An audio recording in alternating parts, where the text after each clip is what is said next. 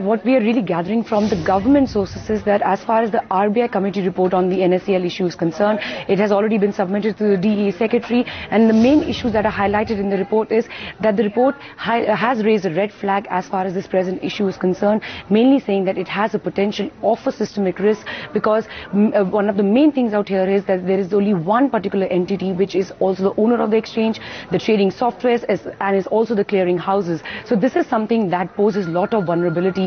And another important point mentioned, and which the sources are telling us, is that as far as manipulation and insider trading is concerned, there is a huge possibility even of that happening because of the way this setup of FT Group is.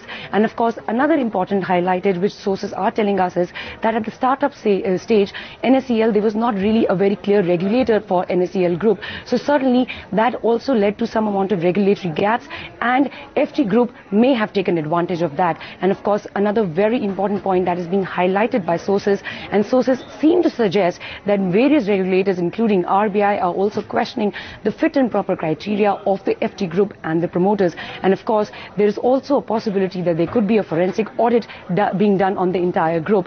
And of course, another important point concerned is as far as the bank's exposure to the FT Group companies is concerned, that what sources are telling us is that the RBI is not worried about that.